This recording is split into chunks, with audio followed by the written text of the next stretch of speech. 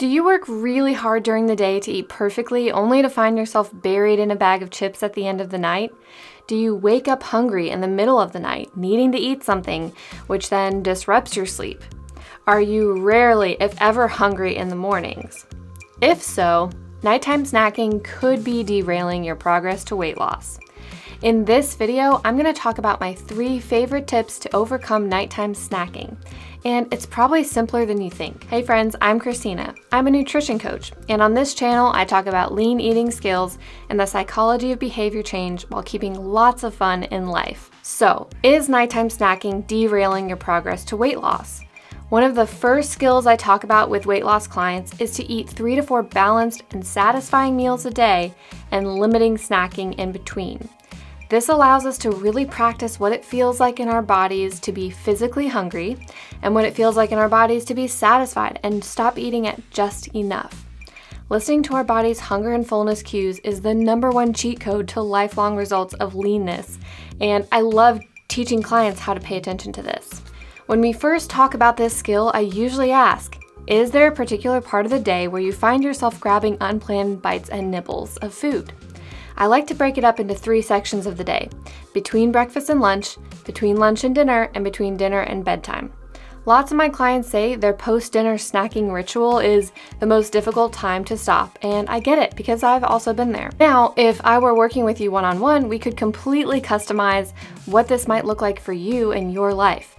Reach out if you want some help here. For the purposes of this video, I want to give you my 3 favorite tips for reducing or eliminating nighttime snack. Tip number 1, make sure you are getting enough balanced meals during the day.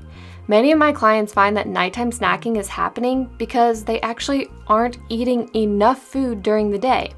Many of them skip breakfast altogether, or they don't eat a big enough lunch, or they're just snacking on smaller meals throughout the day, never actually feeling satisfied from their meals. That leaves them at the end of their day with a deficit and actually feeling physically hungry even if they just ate a full dinner a couple hours before. Here's the basic guideline I like to give people. Eat within 1 to 2 hours of waking up and every 4 to 6 hours after that you are awake. Usually that turns into 3 to 4 meals a day. What we eat at those meals is definitely important. And when we eat between meals or never really eat satisfying meals, it can be difficult to know if we're eating enough for our body's needs or if we're overeating. We want to make sure we are hitting a variety of food groups at these meals. Can we make sure we get protein, a carb, plenty of vegetables and fruit, and some healthy fats? This helps us stay satisfied until our next meal and really helps reduce snacking. If we're eating things like only pasta or only vegetables, we might be hungry sooner than we planned. That's why getting those balanced meals, multiple of them throughout the day, can set us up for success at night to not feel unsatisfied or hungry between dinner and bedtime. Tip number 2, check in with your emotions. If you have watched my other videos, then you have heard me talk about how emotions can play into our eating behaviors. For some people, snacking can be a cathartic release or a de-stressor or a me time or I deserve this at the end of a long day.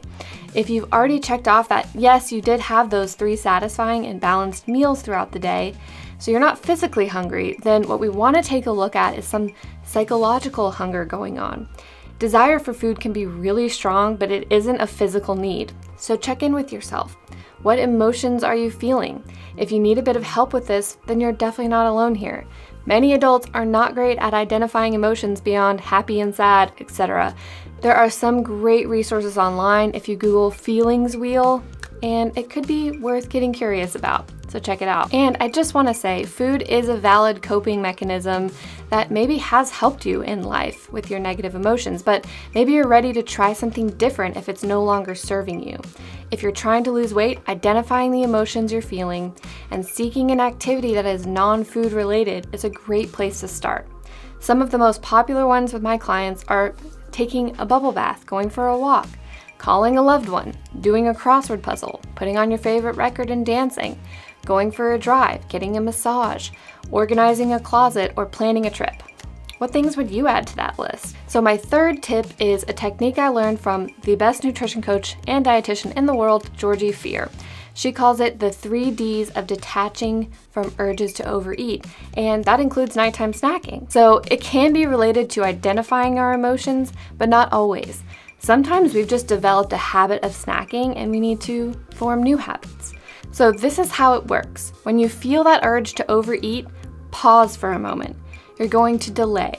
Set a timer. You might start with 2 minutes or 5 minutes or maybe 20 minutes.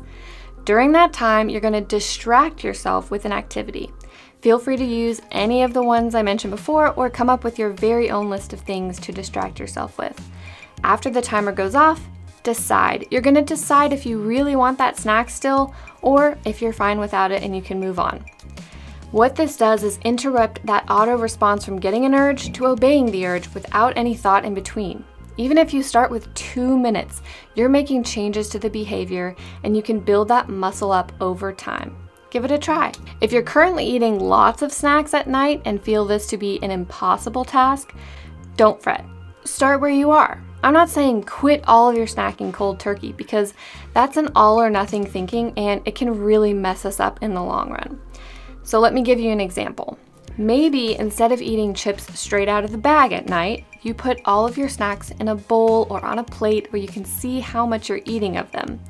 Give yourself a reasonable portion and start there. Maybe instead of chips, you even try air pop popcorn. Maybe you could try replacing that bowl of ice cream with a bowl of cereal that is high in protein, or a non-fat Greek yogurt with fruit and granola. What are your ideas here? I would love to hear them in the comments below. Well, friends, thank you so much for watching today's video. If you'd like to learn about lean eating skills for lifelong results, don't forget to like and subscribe, and I will see you next time.